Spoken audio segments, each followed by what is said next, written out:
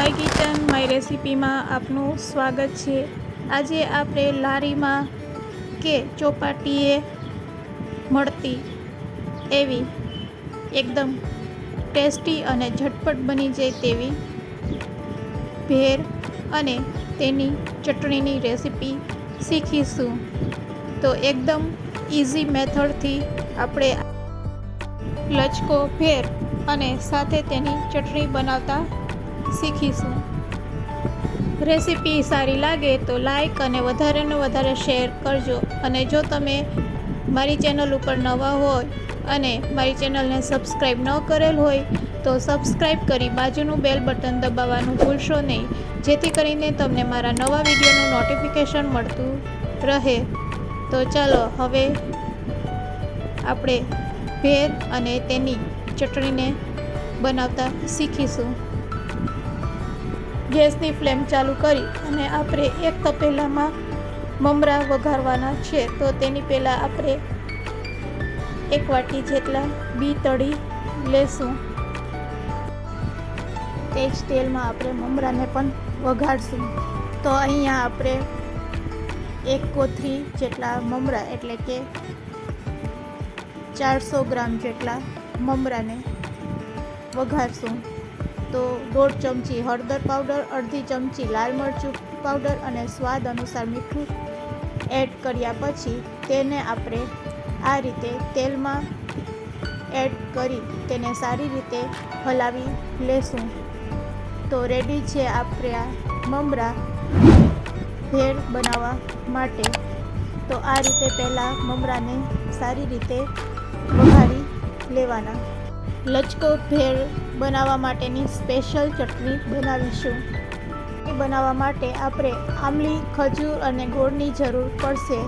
તો જેટલી ચટણી બનાવવી હોય તેટલી આપણે આંબલી લેવાની, તેટલો જ આપણે ખજૂર તેમાં એડ કરશું અને ગોળનું પ્રમાણ પણ તેટલું જ લેવાનું।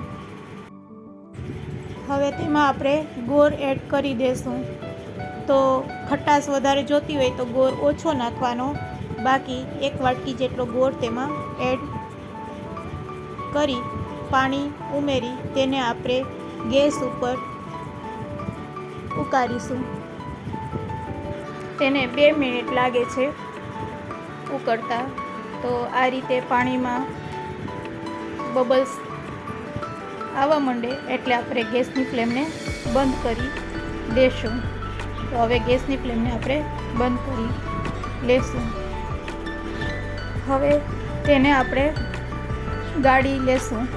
તો આ રીતે એક વાસણ ઉપર મોટી ગળણીને રાખી અને આ રીતે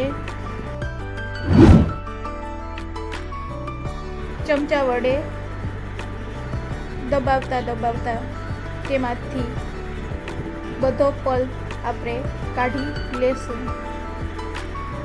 તો આ પ્રોસેસ કરતાં ફક્ત 1 મિનિટ લાગે છે।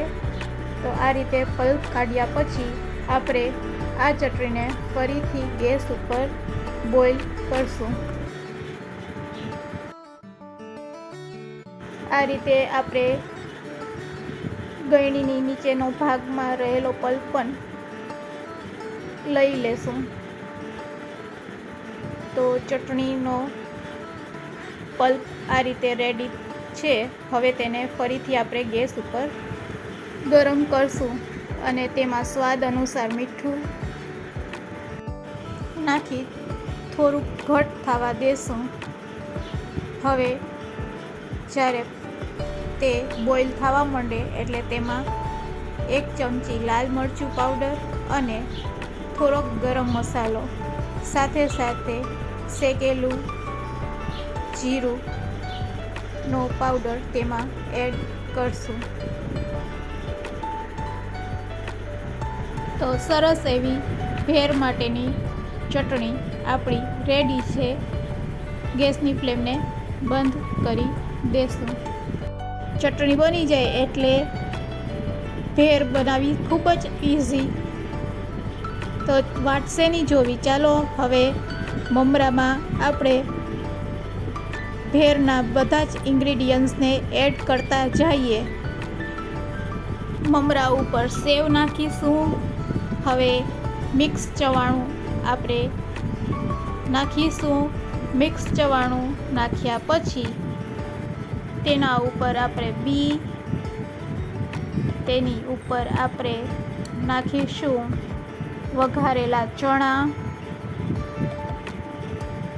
વઘારેલા નાખ્યા પછી તેની ઉપર નાખીશું બટેકા, ડુંગળી અને ટમેટાં. તો બટેટા નાખી લેશું. હવે તેના ઉપર આપણે તેની ઉપર નાખીશું ટમેટાં નાખ્યા પછી ડુંગળી. તો ભેળમાં ડુંગળી ન હોય તો મજા છે નહીં. ડુંગળી ઉમેર્યા પછી અત્યારે ઉનાળાની સિઝન છે તો કાચી કેરી ખૂબ જ ટેસ્ટી લાગે છે આ ભેળમાં. તો થોડીક કાચી કેરી નાખી દઈશું. એના ઉપર જશે કોથમીર એડ કર્યા પછી હવે આપણે તેમાં ચટણી એડ કરશું. તો લાલ ચટણી, અહીંયા મેં રેડીમેડ લાલ ચટણી લીધેલ છે, રેડીમેડ ગ્રીન ચટણી. તો જો તમારે ઘરે ગ્રીન ચટણી બનાવવી હોય તો મેં આગળની વિડીયોમાં તેની રેસીપી મૂકેલ છે, તો તે રીતે તમે બનાવી શકો છો. ગ્રીન ચટણી ઉમેર્યા પછી લચકા ભેળ બનાવવા માટે આપણી એકદમ ટેસ્ટી એવી ખાટી મીઠી ખજૂર આંબલીની ચટણી એડ કરશું. તો સરસ ભેળ રેડી છે. તેને સારી રીતે આપણે આ રીતે મિક્સ કરી લેશું. તો લચકા ભેળ આપણી રેડી છે સર્વ કરવા માટે. તેને આપણે પેપર ડીશમાં લઈ આ રીતે સર્વ કરી શકીએ છીએ. ઉપરથી ડુંગળી, ટમેટાં, કોથમીર અને થોડીક સેવ છાંટીશું. તો રેડી છે આપણી એકદમ સ્પાઇસી અને લારી જેવી ભેળ. તો એકવાર આ રીતે તમે જરૂરથી ટ્રાય કરજો. વચ્ચે રાખી દેશું લીંબુ. તો રેડી છે આપણી ભેળ.